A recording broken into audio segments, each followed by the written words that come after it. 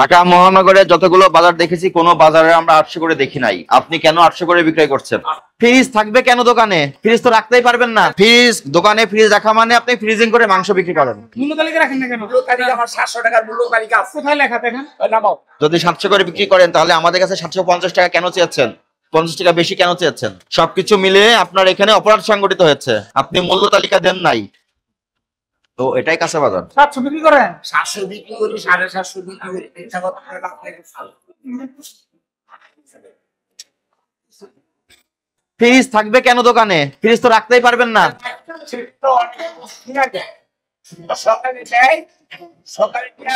Fridge দোকানে fridge রাখা মানে আপনি ফ্রিজিং করে মাংস বিক্রি করেন। মূল্য তালিকা দিয়ে দিবেন। মাংস কি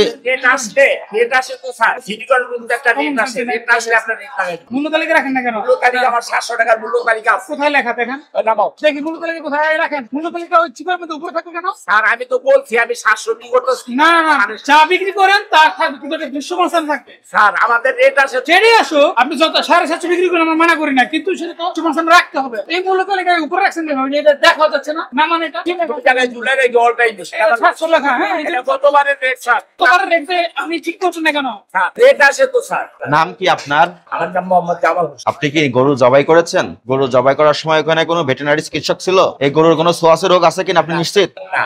কিভাবে নিশ্চিত হলেন? কিভাবে নিশ্চিত হলেন? না আমি বললাম এইভাবে আমার গরু তো কোনো ট্রাবল নাই। কোথায় জবাই করেছেন? এটা কি স্লটার হাউস? সিটি কর্পোরেশন থেকে নির্ধারিত জায়গা এটা? গরুর মাংস যখন আপনি বিক্রয় করবেন আপনাকে প্রথমে নিশ্চিত হতে হবে গরু কোনো ছোঁয়াচে রোগে আক্রান্ত কিনা। এই মাংস কত জায়গায় যাবে? হ্যাঁ, 100 জায়গায় গেলে যদি কোনো ছোঁয়াচে রোগ থাকে 100টা পরিবার আক্রান্ত হবে। প্রথম এটা নিশ্চিত করতে হবে। দ্বিতীয়ত আপনি যে মাংস বিক্রয় করেন, যে মূল্য বললেন 750 টাকা প্রতি কেজি, এটা লিখে ঘোষণা দিয়ে দৃশ্যমান স্থানে রাখতে হবে। আপনি রাখতে পেরেছেন? হ্যাঁ বা না? রাখতে পেরেছেন কিনা? হ্যাঁ বা না? পারেন নাই, তাহলে এটা আপনার অপরাধ হয়েছে। এই বিষয়গুলো তো আমরা ইতিপূর্বে আপনাদের সতর্ক করেছি। এই বাজারের কমিটি আছে, তারা বলেছে, অন্যান্য সংশ্লিষ্ট কর্তৃপক্ষ এসে বলে যাই কথা বলতে দেন। বাজার কমিটি বলেছে, আমরা এসে বলেছি, আমাদের অন্য টিম এসে বলেছে। তারপরও আপনি এটা কেন এখনো 700 টাকাটা আগেরটা রেখেছেন? তাহলে যদি 700 টাকাই হয় আপনি এখন 700 টাকা করে বিক্রি করেন। যদি 700 করে বিক্রি করেন তাহলে আমাদের কাছে 750 টাকা কেন চেয়েছেন? 50 টাকা বেশি কেন চেয়েছেন? সবকিছু মিলে আপনার এখানে অপরাধ সংগঠিত হয়েছে। আপনি মূল্য তালিকা দেন নাই, যথাযথ পদ্ধতি মেনটেন করে গরু জবাই করে মাংস বিক্রয় করছেন না। আপনার যে মাংসগুলো শিকে ঝুলিয়ে রেখেছেন এগুলো কবে পরিষ্কার করেছেন? আমি ডেইলি পরিষ্কার, সপ্তাহে 2 দিন পরিষ্কার করতে হবে মিনিমাম। তারপরে যদি বেশি এখানে মাংসের সমাগম থাকে আপনাকে আরো বেশি পরিষ্কার করতে হবে। আপনার দাড়িপাল্লা ঠিক আছে? বিএসটাই করা আছে? বিএসটাই করা আছে? ক্যালিব্রেশন করা আছে কিনা? বিএসটি থেকে দাড়িপাল্লা ক্যালিব্রেশন করে দাড়িপাল্লা ঠিক মাপ দিচ্ছে কিনা এটা বিএসটি এর একদম। এটা মাঝে মাঝে আমার কাছে 2টা পাল্লা আছে, 2টা পাল্লা ঠিক কোনটা 2 গ্রাম কম বেশি হয়। দুটো এই যদি প্রবলেম হয় কি করবেন? প্রবলেম হলে এটা মাঝে চেঞ্জ করে নিয়ম অনুযায়ী ক্যালিব্রেশন করতে হয়। ক্যালিব্রেশন না করলে এটা সঠিক মাপ নিশ্চিত হওয়া যায় না। 780 করে বিক্রি করছে উনি, আর দেশি গরু ছোট গরু বিক্রি করছে। চোখের পড়িয়ে গেছে তাই দুইটা গরু তো প্রায় 10,000। হাসিলটা দেখান, হাসিলটা দেখান। আসলে তো রাখা লেগে গেছে। তাহলে আপনি কেন 800 নির্ধারণ করলেন? ঢাকা মহানগরে যতগুলো বাজার দেখেছি কোনো বাজারে আমরা 800 করে দেখি নাই। আপনি কেন 800 করে বিক্রয় করছেন? সবাই বিক্রি করে? না না না, এখানে সব 780। তাহলে আপনি করে দিয়ে গেলাম না, তা হবে কেন? সবাই 800 বেচতেছেন। কেন 800 বিক্রি করতেছেন? বাজার কি চড়া? অনেক কত দাম? এই যে আমার এই গরুটা হয়েছে 76 কেজি গোছ হয়েছে 74,000 টাকা। এই হাসিলটা দেখান আমাকে। আমি আপনি তাহলে আবার রাখাল কেন এখন আবার এখানে রাখাল কেন আসলো? দোকানে রাখতে হবে না? আপনি গরুর মাংসের মূল্য কমান।